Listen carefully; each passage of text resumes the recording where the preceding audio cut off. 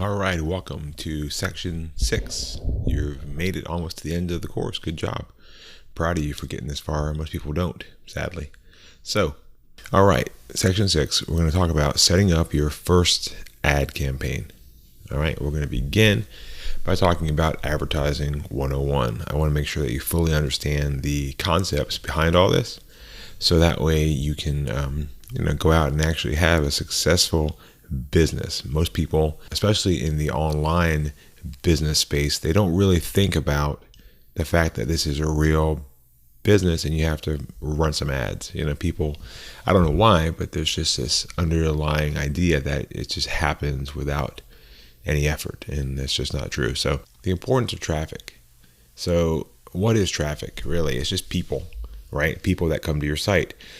And without traffic, nothing is possible, because you need people, because it's people that end up buying from you, right? It's not bots. It's not your mom. I mean, your mom is people, but it's not her. It's basically going to be people that you don't know coming to your site, reading or watching a video about what you have to offer and making the choice to purchase it.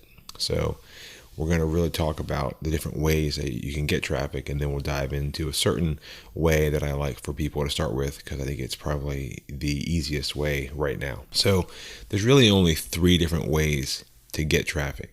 You can buy it, you can beg for it, or you can work for it. Okay, we can go over each of those, but basically when you buy it, what you're going to do with that is you're using paid ads. You're truly paying to get ads out there. And there's all kinds of sites that you can buy ads on. Some people call it the traffic store. Hey, if you need traffic, go to the traffic store and buy some. This is probably the fastest way just to get traffic, but it's probably also, it's obviously you have to pay for it. So that's the other piece to it. Then there's beg for it. I call it beg for it. Some people may call it affiliate marketing or joint venture partners. It's basically when you go out and you find people that already have traffic or already have an audience, and in essence, you're paying them a cut of the sale that you make on the back end in order for them to send you traffic. What's nice about the beg for it method is that you're not having to pay up front, and you're not having to actually do anything to drive the traffic itself as far as doing the emails or the ads. But you do have to communicate with people. You have to find partners, and you have to get them to agree to promote your product or program or service. And you've got to then, it ends up being pretty expensive too, because usually you've got to pay them more on the back end. I know in the informational kind of space, it's pretty standard to do a 50-50 split. So if you have a product that sells for $2,000, you're looking at probably paying $1,000 per sale that you make, which is a lot more than if you were doing ads. Let's say your average ad to make a sale for $2,000, let's say it only cost you $300, right? So you've got to view it like that too, but at the same time, it's traffic you wouldn't have gotten otherwise, and it's kind of in a way free, except that you have to earn it. So I don't believe there's any such thing as free traffic. You still have to go take actions to get that traffic. So that's why I don't call it free traffic. I call it work for it traffic. So that's the free strategies you may have heard of. Things like blogging, writing guest posts, posting in forums, posting on Facebook, just, those things are quote unquote free, but they're not really free because you're trading your time, right? And what do they always say? Time is what? Money. So you've got to view it that you're still spending time. So either way, and the cool thing is, these are really the only 3 ways to get traffic. There's really nothing else out there. You either buy it, you beg for it, or you work for it. And that's it. Which one do I like to use? I think I've kind of made that clear probably already, but for me, it's all about buying it, using paid ads, and a few reasons why. One, it's completely scalable. If you can make an ad that works that you're paying for, then you can continue to scale it. You can turn the ad up, you can add a 0 to your ad spend and increase it. And then you increase the flow of leads, and you increase the back end sales, everything goes up. So it's kind of like being in control of your actual business. The other thing that I like about paying for ads is that it's real. It's a real business and it's sustainable. So one, it's scalable, and two, it's sustainable. By that, I mean, let's say you go out and you get all these JV partners, right? And they all promote for you for a year, but then after about a year, they kind of find something else, or the list they have burns out on your offer because it's been exposed to it way too often. Well, what happens is they're gone. And with them is your entire business is gone because now you don't have traffic.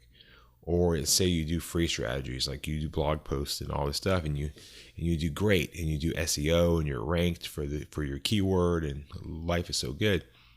Then one day Google decides they're going to change their algorithm, which they do all the time, and that happens, and then suddenly you're thrown off the first page, and your traffic is completely gone, and you're right back to square one. So when you buy traffic, you can keep at it.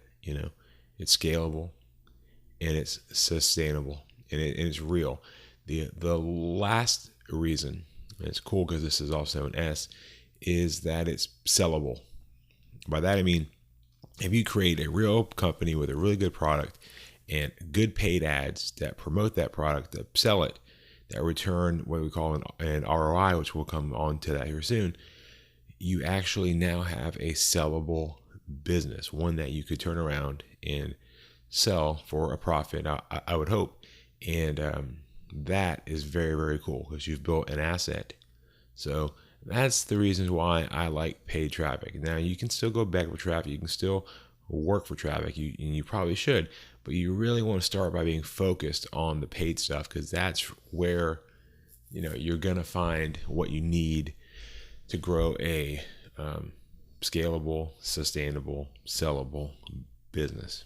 All right. So I want to talk some about ads, and what I want you to think about ads is, and I've already said this before, but I want to really reiterate this, is that ads are your salespeople. Okay. So if they don't sell for you, then just fire them. And guess what? They don't get sad.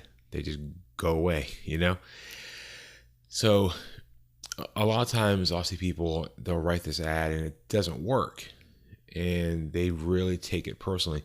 You really can't take the failure of an ad personally. Okay. I've got a friend of mine, guy that's in e-commerce. So he sells like all kinds of crazy stuff and dog supplies and t-shirts and all that kind of stuff. And he was showing me that only about one of his 20 ads ever work. Only one out of 20. Yet he makes about 6 figures a month in sales. So 19 of his 20 ads are so bad they get turned off. Only one of them stays. But that's the real key, is you've got to continue to hunt to find that good ad that works for you. So you want to really adopt what I'm calling the scientist mentality, that you're constantly thinking and testing and trying things out so that you can use those things when the time comes. When you find the right ad, you can use it to scale. So there really is a universe of advertising. Now, these are some of the different social sites that you can run ads on. There's Facebook and LinkedIn, Instagram, YouTube, right? Those are things, but what I like the best is Facebook. Okay. Facebook is my favorite for starting out. Okay. Because why, right? Why Facebook? I'm glad you asked. Let's go over this. The reason why is because of targeting. I mean, there's over 1 billion people on Facebook. I mean, on Earth, there's only like 6 billion. So 1 out of 6 people are on Facebook. That's pretty much a sizable chunk of the world, and especially a sizable chunk of the industrialized world, if you will. So there's so many people that are on Facebook that they're there. And the other thing that I like about Facebook is that it's fast and it can be cheap. I'll come back to focus here soon, but it's fast and it can be cheap if it's done right. It's truly a quick way to get started with whatever budget you have. So you can run Facebook ads as cheap as $5 a day. They may change it at some point and bring it up to 10, just as prices go up over time. But $5 a day right now you could start with. And that's most other of the ad companies. That's just not really possible. If you were to go run Google ads and try to spend $5, that might be one click. You might be 2 or 3, but that's it. So it's not enough to really get started. With Facebook, at the very least, you'll get some good data and some good feedback. The other thing I like about Facebook a lot is it really gives you a lot of info on what people are into, what people like, and what they're trying to, what they want. Facebook now is so good that you can actually just say, hey, find me people that you think Facebook would like this. It's not good yet, but it's getting there. They're starting to be so smart that you can just kind of write your ad, show them the page where you're going to send people, and tell them what kind of people you want, as far as do you want people that opt in and stuff, or people that buy stuff, and they'll just go find them for you. Like, that's pretty incredible, right? The biggest thing why I want you to start with Facebook ads is focus. Okay, because right now it's probably just you. You might have a partner or a friend, but you really can't advertise on every single platform because they all have different rules. They all have different ways to write those ads. They have different requirements and all kinds of stuff. Every ad network is different. Google and YouTube and Facebook and Yahoo and Bing ads, and all these types, and they're all going to be different, right? So by choosing one to start with, you can really focus on it. And when you have it and you're doing well, then you can go out and you can either learn the other ones, or you can take some of the profits that you've earned and put it towards hiring someone who specializes in the other ones, Google or YouTube or whatever. And the cool part is you already have some ad concepts that work. They may not work exactly the same way, but at least you kind of have an idea of what angles have done well with Facebook, and you can test those on the other ad platforms. So what we're going to do now is we're going to talk about kind of how to write your first ad. So join me in lesson 2, and we'll go over writing that first ad. All right.